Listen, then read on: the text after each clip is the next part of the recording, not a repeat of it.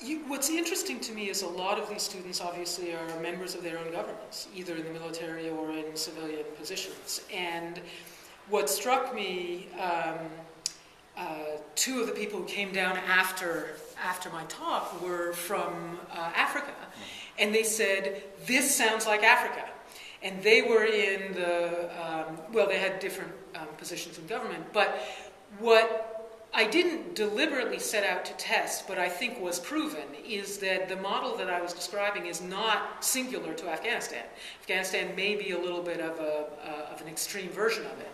But I guess the real message I hope people take away is those of them who are in their own governments need to look at how accurately this kind of a model reflects their own context and what can they do about it. Well, this is not quite mentorship. I mean, this is the sort of thing where you give folks an advanced type of training and then hope that they take it back and propagate it. I think that's the objective of a program like this one at the Marshall Center. I do think that we, the West, does better applying such programs to security structures. So my question is, where's the Marshall Center for the mayors and governors? Now this did happen, for example, just prior to the end of apartheid. There was a concerted effort to train,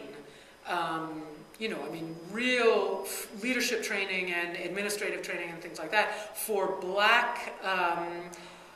rising black leadership.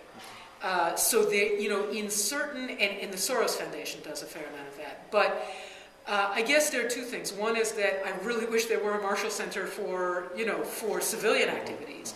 But secondly, if the security officials here come to understand that at least as important to how well they organize security operations or how well they train in battlefield maneuvers is how well they train themselves in the serve and protect ethos. That as security officials, they are in fact at the service of their civilian populations. If they take that away from the Marshall Center, it's at least as important as the more advanced academic training I think they may earn.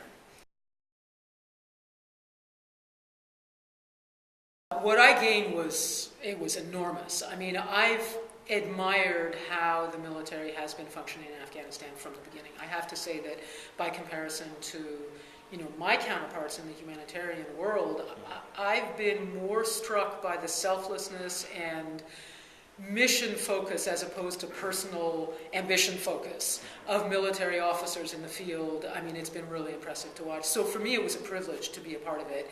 I've gotten to learn about, how a planning process works, how, you move in a structured way from having a great idea to implementing it and things like that.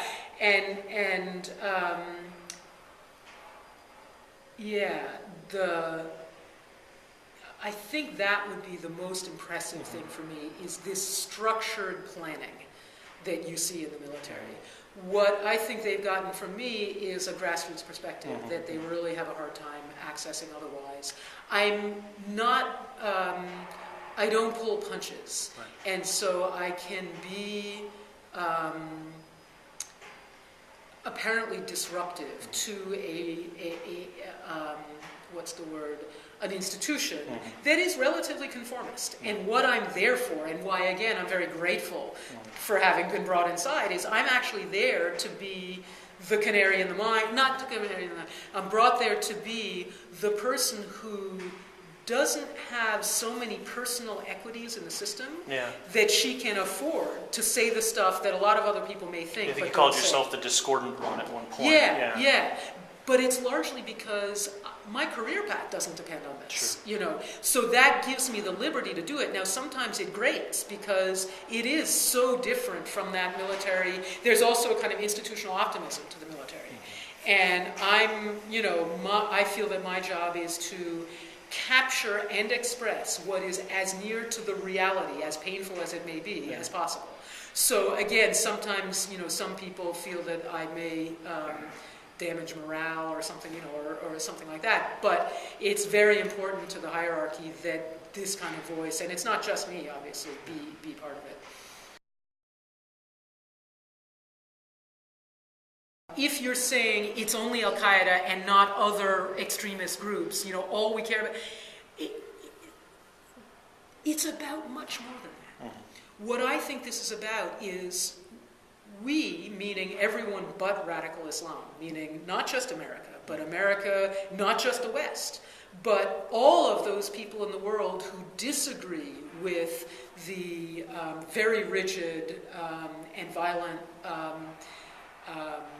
picture of how society ought to be structured that is promulgated by radical Islam.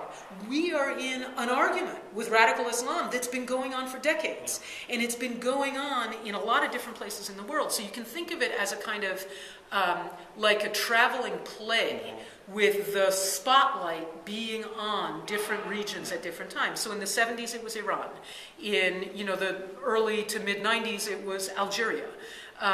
In the mid 90s till now, it's been Afghanistan. And to me, the whole world is watching what we're doing in Afghanistan. And what the 21st century looks like is going to be largely determined by how Afghanistan comes out. And so to me, it's a much bigger question than just where is the location at this particular moment of a terrorist training camp. And it really is going to determine what our century looks like.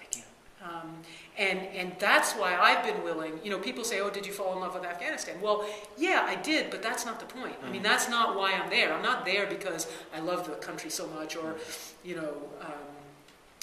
it does have a hold on people. But to me, it's this geostrategic issue. It's that the character of the 21st century is going to be heavily affected by how things work out in Afghanistan.